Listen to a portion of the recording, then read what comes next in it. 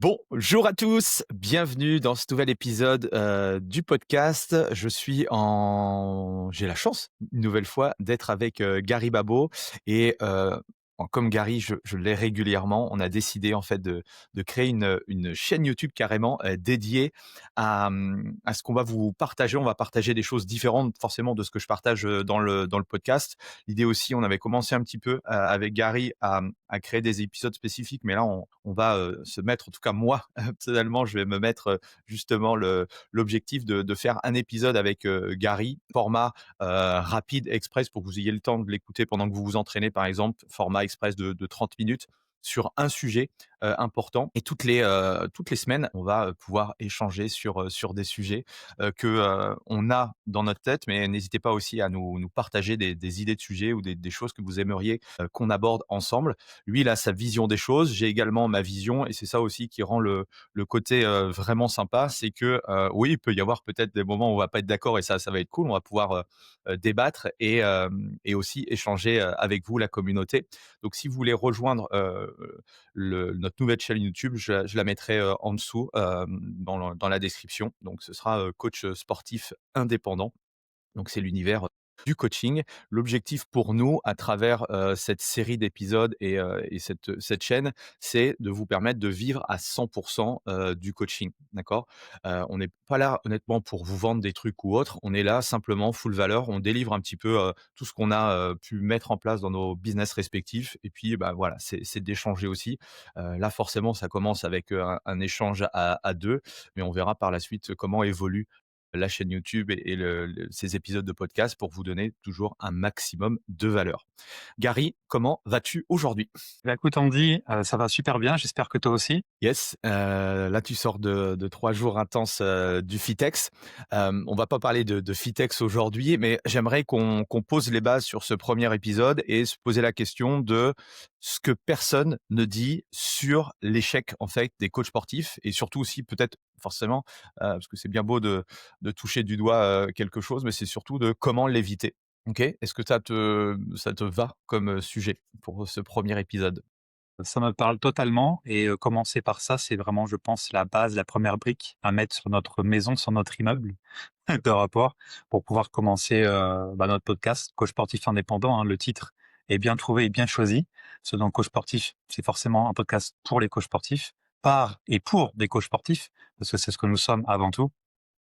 Et indépendant, dans le sens où indépendant, liberté, rentabilité et surtout vivre à 100% comme tu l'as si bien dit. Aujourd'hui, il y a trop de coachs qui font du coaching à côté, sur le côté et qui travaillent à côté en salariat à Decathlon, Quick, McDo, peu importe. Et ça, pour moi, c'est inacceptable. Justement, on va en parler dans cet épisode. Comment ça se fait que ça existe des coachs qui ne vivent pas à 100% du coaching et comment ça se fait et qu'est-ce qu'on peut faire pour justement améliorer ça pour que ça n'arrive plus, tout simplement. Ouais, je pense aussi aux coachs sportifs qui sont salariés. Alors ça se fait de moins en moins. Moi, je sais qu'à l'époque, c'était on commençait tous, comme ça souvent.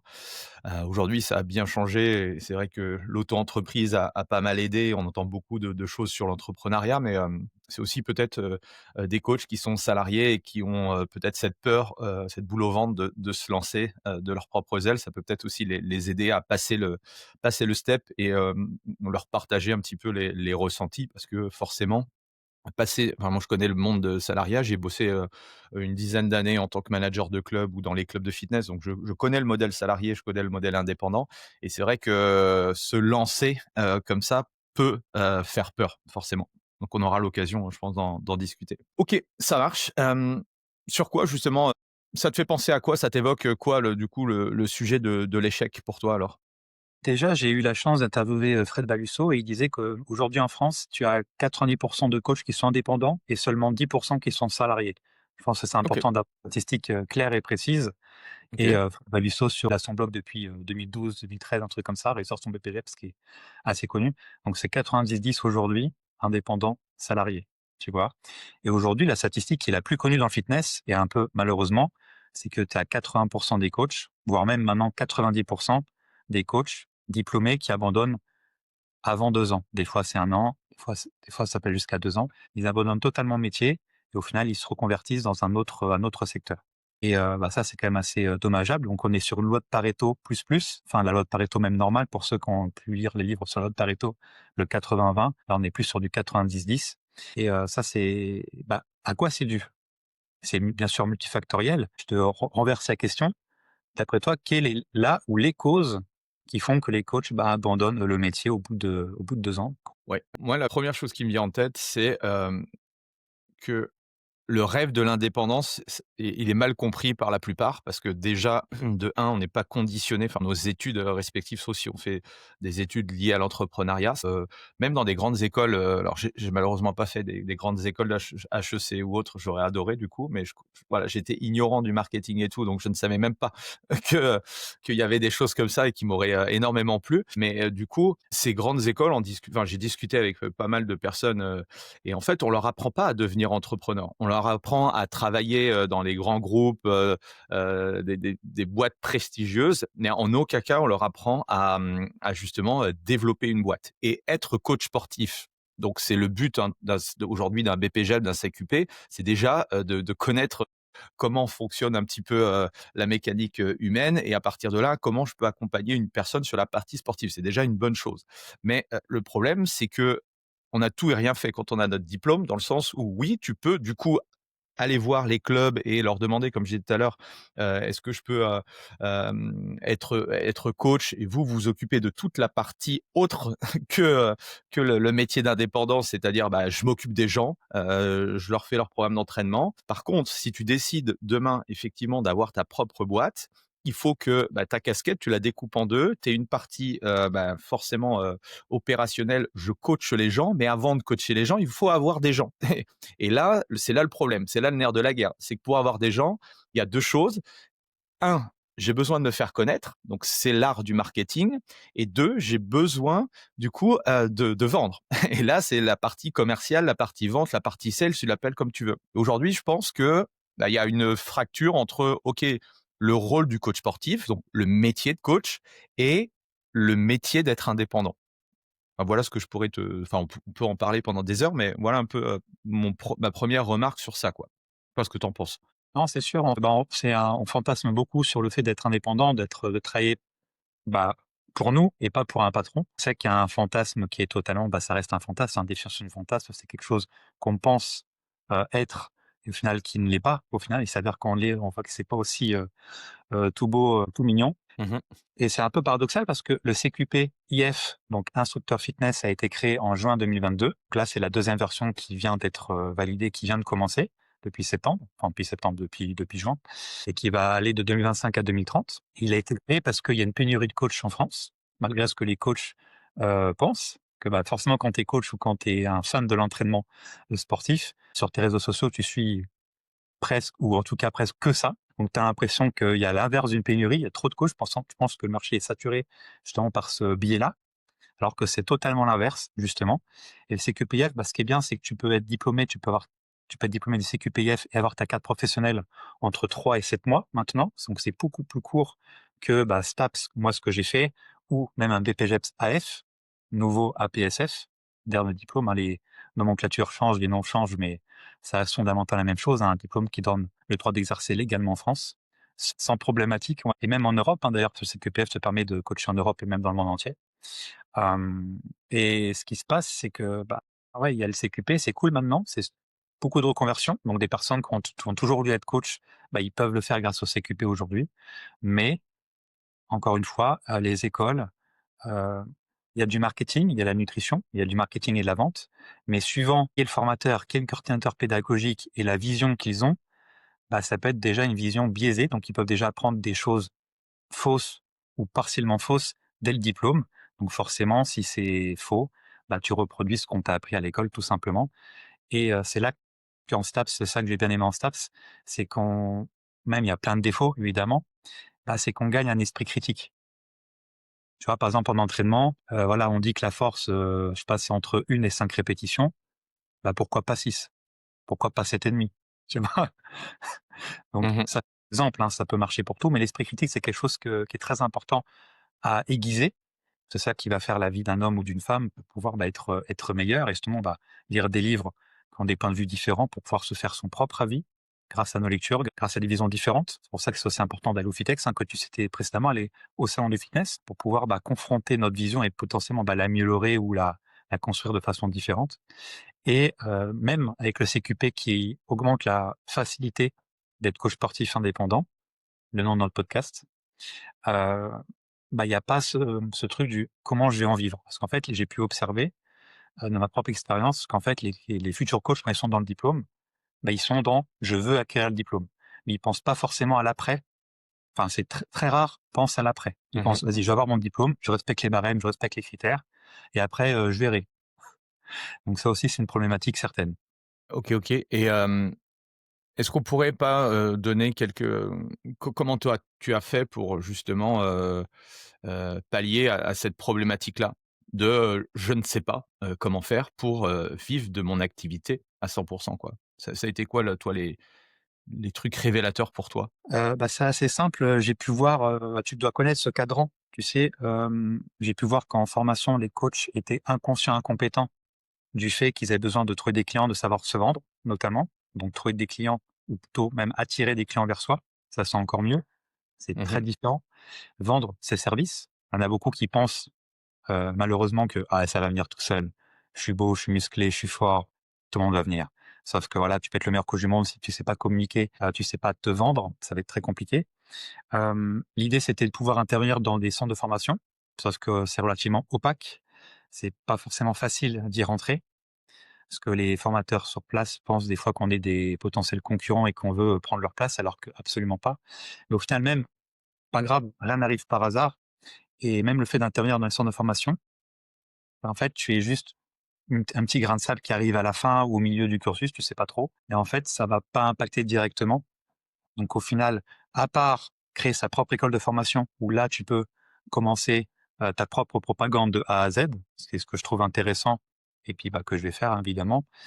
Au final, il faut que le coach se lance une fois diplômé, qu'il voit lui-même que ça passe d'inconscient à conscient de son problème et qu'au final, il galère 3 mois, 6 mois, 1 an et qu'il se rappelle peut-être d'Andy ou de Gary qu'il a vu sur YouTube, sur des vidéos, sur un podcast, sur Spotify, peu importe, ou dans la vraie vie et qu'ils se disent: «Ah oui, il y avait un gars qui m'a parlé de marketing, de vente et cetera. Ah, ça peut être pas mal. Je vais le contacter maintenant». Donc en fait, c'est aussi la vraie vie, hein, qui filtre les bons, coachs avec la bonne mentalité des moins bons qui préfèrent échouer tout seuls que de réussir avec quelqu'un d'autre, avec un mentor notamment. Donc c'est assez particulier, hein, les coachs sportifs, c'est vraiment un public, assez particulier. Je pense que faut vraiment connaître son avatar, comme on dit. Donc avatar, c'est vraiment, le public cible en marketing, donc c'est très important que ce soit coach ou comme nous, coach de coach, mentor, on peut appeler ça comme on veut. Donc ça, c'est une problématique, qui est là et qui, au final, il faut mieux détourner la pratique et même quand tu interviens en centre de formation, on a tendance à vouloir mettre des chiffres. Voilà, gagne 3 000 € par mois, par exemple, gagne 5 000 € par mois, gagne 10 000 € par mois. En fait, la promesse, les gens, les coachs, les futurs coachs en face, n'y croient pas, n'y croient absolument pas. Ils voient ça comme du mensonge, de la vente de rêves, et cetera et en fait, ils vont pas du tout adhérer. Et on va être mis dans la même case que, les fameux coachs ou fameux coachs de coach, enfin fameux personnes là qui sortent d'école de commerce et qui vont contacter en DM sur Instagram: «Ah, super, j'ai tout ça» ou les pubs que vous voyez constamment et qui vous disent 3 000, 5 000, 10 000 € par mois. Ces coachs-là, enfin comment dire, les coachs qui tombent sur ces pubs-là ne sont pas forcément encore, conscients au niveau de leur mindset que c'est possible de gagner 3 000, 5 000, 10 000 € par mois, mais ça va pas tomber du ciel. Je sais, hein, vous les détestez ces coachs, hein, qui DM sur Instagram. Hem mais c'est totalement normal et ça existera toujours et parce que ça existe de gagner 3 000, 5 000 € par mois en ne faisant pas 35 heures par semaine. C'est totalement possible. On en connaît des coachs, Andy et moi, qui gagnent des sommes comme ça. Moi-même, j'ai gagné jusqu'à 6 500 € par mois, en faisant que du coaching et en faisant 20 à 25 heures par semaine. Donc je sais que c'est possible et c'est pour ça, grâce à mon expérience, que j'ai voulu aider et plutôt accompagner des coachs à faire de même. Parce qu'au-delà de gagner de l'argent, 6 500, voilà, c'est mon PR, c'est mon personal record. Derrière, en fait, je sais que c'est possible parce que moi, je pars de loin, je pars de zéro au niveau vente. Moi, j'ai réussi. Donc, je pars du principe que je peux faire réussir d'autres personnes comme moi et que justement, le but, c'est de s'élever tous ensemble et de pouvoir, voilà, l'argent, c'est pas ma priorité. Moi, c'est surtout la liberté que l'argent apporte. de pouvoir liberté géographique. Soit aujourd'hui, je suis fixé à Orléans et j'espère bien qu'en 2026 notamment, je puisse bouger plus facilement et kiffer la vie parce que, on a tous un on a tous un chrono qui va finir un jour ou l'autre, hein. Je sais que c'est pas très gai, mais c'est la réalité. Donc autant profiter, kiffer la vie et surtout, coacher peu importe où on se trouve. Mais quand on débute, c'est bien de commencer dans un seul endroit vraiment très fixé. Voilà, je sais pas ce que OK. tu en penses? Donc ouais, chercher des contenus qui peuvent vous inspirer. Je sais qu'il y en a beaucoup, enfin, vous me contactez ou vous démarrez, la formation et vous écoutez déjà des épisodes de podcast, des chaînes YouTube et ça, c'est le meilleur moyen. Il faut baigner, en fait, votre cerveau, d'informations, même si vous comprenez pas tout, vous allez voir qu'au bout d'un moment, c'est inconscient. Votre cerveau va faire des liens avec, toutes les choses que vous avez, pu emmagasiner comme contenu et au fur et à mesure, comme l'a dit Gary, on passe de, «Je suis, incompétent, inconscient» à je vais conscientiser. Quand tu conscientises que tu es incompétent, c'est là où ça fait mal, parce que souvent quand vous allez sortir de formation, vous vous sentez, forcément, c'est de la gr c'est gratifiant d'avoir réussi son examen et je me dis: «Ouais, voilà, je suis le roi du monde», comme j'ai pu le connaître à l'époque et puis, comme l'a dit Gary aussi, c'est que tu crois que les gens vont venir naturellement à toi parce que tu es un bon sportif, tu as un bon physique, tu as fait ta carte de visite et un super site internet que tu as payé beaucoup trop cher et en fait, tu as personne, quoi. Donc ouais, l'incompétence, c'est normal. On y est tous, parce qu'on nous apprend pas et donc il va falloir vous construire au même titre que vous êtes formé pour connaître un petit peu les bases de l'accompagnement sportif. Eh bien, il va falloir la route, elle est longue, hein. Moi, ça fait 25 ans que je suis j'ai dans le même marché, dans le même plus ou moins le même métier et je continue même après 25 ans à apprendre des choses parce que dans le business, rien n'est figé. Il suffit de regarder les grosses boîtes aujourd'hui. Il y a des grosses boîtes qui disparaissent du jour au lendemain parce qu'elles n'ont pas pris le virage. Là, on voit le virage de l'intelligence artificielle. Bon, il y a des grosses boîtes qu'on connaît qui vont mourir d'ici 5 à 10 ans. Alors qu'aujourd'hui, c'est inenvisageable qu'elles mettent la clé sous la porte. Donc, à notre échelle, bien sûr, c'est la même chose. Vous devez être ouvert, avoir le sens critique également et puis, aller chercher, du coup, les informations sur ça. Hem, autre chose que est-ce que, quand je démarre, généraliste, spécialiste, c'est quoi ton avis là-dessus? Déjà, les gars, si vous êtes encore là au moment du podcast, je vous encourage à vous abonner, à mettre un like, parce que vous allez avoir des épisodes toutes les semaines de faute valeur ajoutée et surtout, si vous êtes en cours de formation ou vous avez des amis coachs, c'est le moment de partager. Ça va vous aider et nous, ça va nous motiver à faire des épisodes de plus en plus 5 étoiles toutes les semaines. D'accord? Les gars, je compte sur vous. Allez, on fait une petite pause. Allez, on attend que vous allez, on attend. Bon, c'est bon les gars, c'est fait ou pas? Je voudrais des filles aussi moi, parce que j'ai trop de coachs gars, donc je voudrais un peu de filles. Ouais, ouais, c'est pas Mais facile, hein, bref, parce que bon, alors, généraliste ou spécialiste? Comment on démarre? Parce que c'est vrai que le marketing, on nous dit à chaque fois qu'il faut se spécialiser, ce qui est pas faux en soi, hein, parce que forcément tu dilues ton message.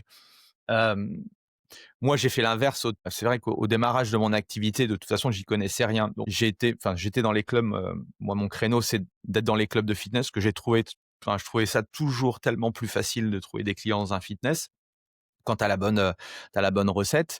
Mais au début, c'est vrai que, ça m'a permis une chose. Alors j'ai peut-être perdu beaucoup de temps, mais ça m'a permis une chose, c'est de savoir, je le dis à chaque fois, mais ça me permet de savoir les profils de personnes ou les objectifs que j'ai vraiment pas envie de creuser à titre professionnel, et même les mentalités. Il y a certaines mentalités de personnes que j'ai vraiment pas envie d'avoir et puis de 2, ça m'a permis de savoir quel type de profil de personnes j'aimais, avec qui, ça passait bien en termes de personnalité et aussi quel type d'accompagnement, d'offres, de contenu aussi, je devais mettre l'accent, donc peut-être me former sur peut-être quelques concepts clés que je n'avais pas encore. Voilà, ça m'a permis de mettre ça en place. Après, est-ce que j'aurais pu faire plus rapide? Sans doute, parce que j'avais pas toute l'information qu'il y a aujourd'hui sur internet. J'avais pas aussi de mentor, j'avais pas de programme d'accompagnement qu'il y a là aujourd'hui. Mais je voulais avoir ton avis sur ça. j'ai changé d'avis, figure-toi, les dernières années. J'avais l'avis, bien sûr, généraliste ou spécialiste, la question elle se pose pas. quand est-ce que je vais devenir spécialiste? Tu vois, c'est plutôt ça la question qu'il faut se poser. Généraliste, hein, je prenais tout le monde, hein, j'ai commencé, voilà, j'ai commencé dans un basic fit, je prenais tout le monde, j'étais seul, j'étais même le seul dans le département. C'était pas plus facile, au contraire, parce que quand tu sais pas, tu sais pas, hein, tu vas être au meilleur endroit du monde. Il y a 2 types de coachs, hein, il y a ceux qui critiquent la salle, genre: «Ah non, mais c'est la salle qui va pas, il y a pas assez de gens comme je veux». Voilà, moi j'ai jamais été comme ça. J'ai toujours eu une mentalité plus américaine que française dans le cadre de l'entrepreneuriat. J'ai toujours une grande inspiration américaine, donc outre-Atlantique. Et je me suis toujours dit: «Bon Gary, tu nul, il faut que tu fasses quelque chose parce que là, tu dans un bon endroit, c'est un club, il y a 5 000 membres, tu même pas à avoir 2 personnes, enfin vraiment tu un loser quoi, faut arrêter les conneries». Et je me suis bougé les culs parce que quand t'as pas le choix, c'est là que tu es le meilleur, c'est là qu'un homme se transcende et fait des bons chiffres, vit de sa passion et commence à briller. Briller, ça commence par soi et tu illumines les autres autour de toi. Et c'est d'ailleurs un des problématiques que les coachs quand ils commencent, c'est leur environnement. C'est l'environnement qui sont limite contre eux, et ça je le vois beaucoup chez les coachs débutants. C'est vraiment l'environnement qui pêche souvent, en tout cas qui ne les aide pas, bien au contraire. Aujourd'hui, généraliste ou spécialiste, avant je t'aurais dit: «Bah écoute, commence par être généraliste, comme ça tu vois ce qui va te plaire, qui les publics qui va pas te plaire, la spécialisation où tu veux aller». Aujourd'hui, je passe plus, enfin, moi je suis plus du parti où faut te spécialiser direct. Non pas que le marché est saturé, il y a encore de la place pour tout le monde.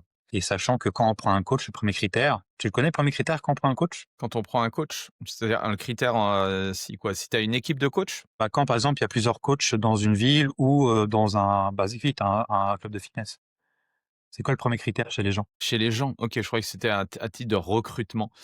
Moi, je pense que, je sais pas, le savoir-être de la du coach, j'aurais dit. Non, véritablement, c'est le sexe du coach. Ça, c'est si c'est un homme ou c'est une femme, c'est d'abord là où va s'orienter mon choix. Ça, OK. c'est pas une invente, hein, je le sors pas de mon cul non plus. C'est 8 ans d'expérience qui le prouve. La deuxième chose, le deuxième critère, ça va être la personne en elle-même. Donc ça va être son savoir-être, son attitude, sa personnalité. Ses origines peuvent aider aussi dans le choix. Voilà, ça aussi c'est factuel, hein, je le sors pas de mon cul.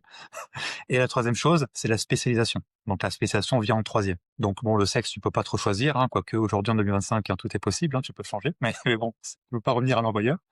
Donc après, il faut aller dans ces choses qu'on peut changer, troller. Donc on peut contrôler la spécialisation, on peut contrôler et améliorer son savoir-être, son attitude, sa prestance aussi, puis sa présence, hein, parce que bon, si tu es dans un club et que tu viens jamais, il n'y a pas de magie.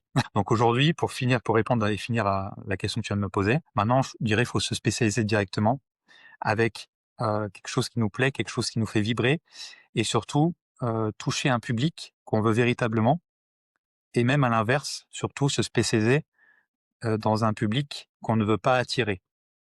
Des fois, il y a des publics qu'on ne veut absolument pas avoir en coaching et ben, faut penser à ça. Comme ça sera beaucoup moins douloureux et beaucoup plus facile d'aller au travail jour après jour. Parce que quand on a un Mmh. client, par exemple, qui n'est pas du tout notre cible, pour moi, le coaching, c'est vraiment un échange d'énergie. Quand tu es coach, tu dois donner de l'énergie à ton client qui vient parce que bah, ton client, normalement, il a moins d'énergie que toi. Donc, toi, tu es bien là pour transmettre de l'énergie. C'est pour ça que le coaching, en coaching par semaine, par jour, bah, il est forcément limité parce que ton énergie, à toi, n'est pas limitée. Donc, quand tu donnes de l'énergie à quelqu'un, bah, c'est cool, c'est ton job. Et c'est rarement l'autre personne qui va t'en donner. Sinon, bon, c'est qu'il y a un problème ou c'est que c'est vraiment une super personne. Mais des fois, surtout quand tu débutes, tu vas avoir des personnes ou une personne, hein, je te souhaite avoir une personne, en tout cas, ça soit pas significatif, une personne qui te tire l'énergie, mais comme s'il y en avait 10 derrière. Une personne qui t'en coûte 10 personnes. Bah, ces personnes-là, peu importe le prix qu'elles te payent, il faut la dégager le plus vite possible. Parce que, bah, du coup, elle va te tirer l'énergie de 10 personnes mais ce n'est qu'une, et elle ne va pas te payer 10 fois le prix. Donc ça là, le conseil de débutant pour les débutants qui nous écoutent, ou même les plus avancés, dégager cette personne le plus rapidement possible.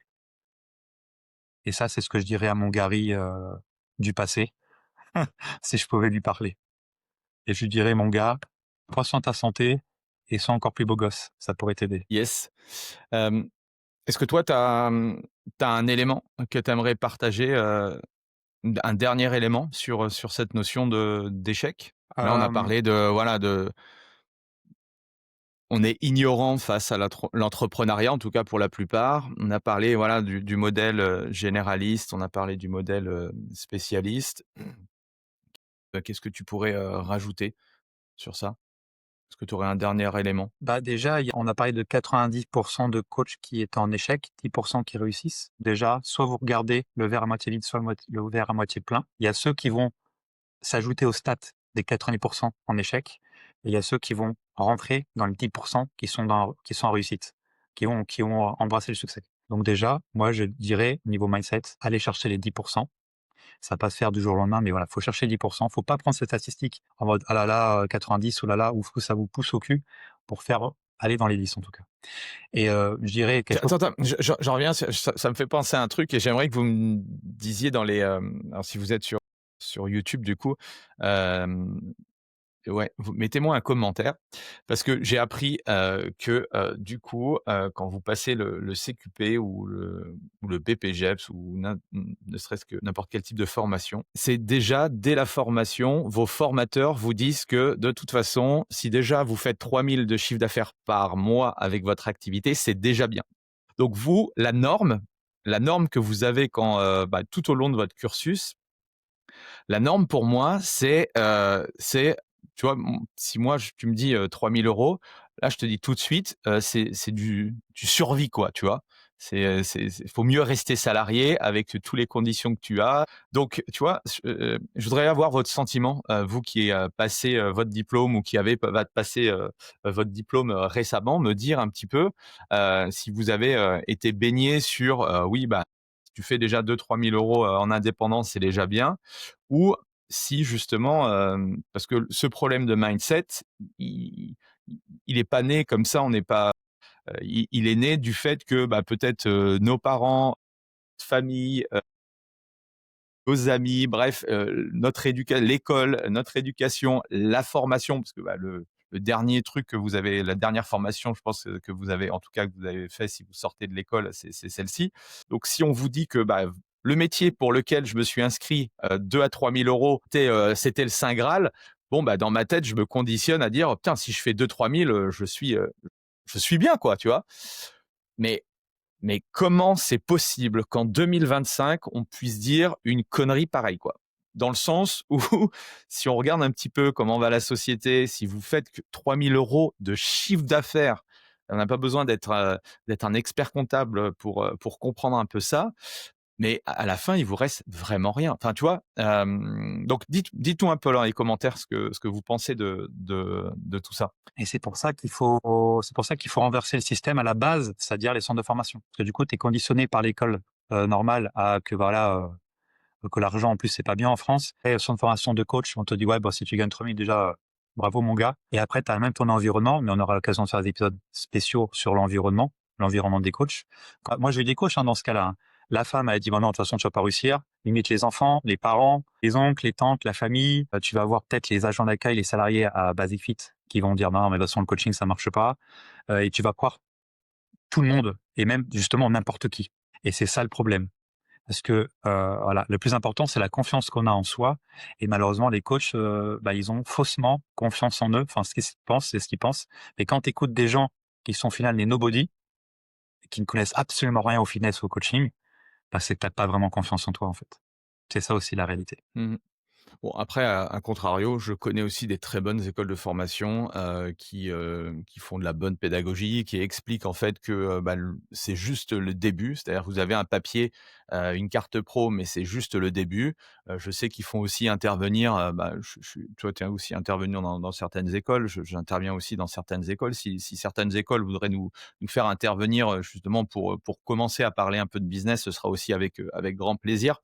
Après, il faut arrêter de se victimiser et de dire que c'est la faute des autres. Bah oui, l'école, oui, peut-être notre famille. Moi, j'ai pas eu des parents, entrepreneurs, mais j'ai eu beaucoup d'amour et voilà, c'est en fait, c'est à vous d'aller chercher aujourd'hui l'information. Franchement, en 2025, l'information, en tout cas le début d'information est accessible, pour tout le monde. Donc arrêtez de dire que c'est la on pourra parler d'environnement, je pense que ça peut être intéressant, mais OK, tout ce qui vous est arrivé ou l'environnement que vous avez la possibilité aujourd'hui de pouvoir, vous en défaire et de chercher justement, aller plutôt vers les gens qui sont positifs. En tout cas, moi, c'est ma conviction profonde. Autant aller vers des gens qui vous inspirent ou des gens qui sont positifs que toujours des gens, qui sont en train de broyer du noir et qui sont en train toujours de dire: Ah bah ouais, ou comme un lundi, tu vois? «Comment ça va?» «Ah ben comme un lundi». Je déteste cette expression. Donc le petit mot de la fin, sur cet épisode 0, Gary, qu'est-ce que tu en as pensé de cet épisode et est-ce que tu peux nous faire une petite, conclusion? Bah, écoute, c'était top.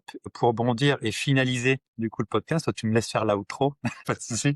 Je dirais que, voilà, c'est très important de nous suivre sur ce nouveau projet de podcast. Andy, comme moi, on vient pas, d'une classe aisée, quoi. On n'a pas de parents d'entrepreneurs, on n'a pas de des réussites, pas, on n'est pas né la cuillère en argent dans la bouche et justement, c'est encore plus inspirant, encore plus passionnant et en fait, on peut s'élever et justement sortir de cette condition sociale de base qu'on aurait pu suivre, le classique et c'est d'autant plus inspirant parce que c'est possible de le faire. Que ça soit toi, peu importe qui nous écoute ou nous regarde, c'est possible et c'est de par cette expérience-là que ce podcast est encore plus de valeur et encore plus top pour toi qui es coach ou qui se destine à être coach sportif dans les prochains mois ou prochaines années.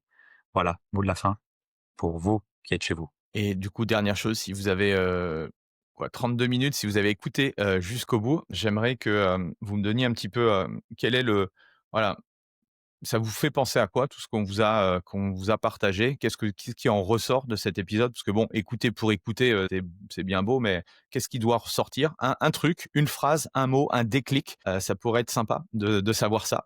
Et puis, du coup, bah, nous, on se retrouve avec Gary, la semaine prochaine pour le premier épisode, étant donné que c'était l'épisode 0, aujourd'hui. Merci à tous et au plaisir de vous retrouver la semaine prochaine. Allez, ciao, ciao!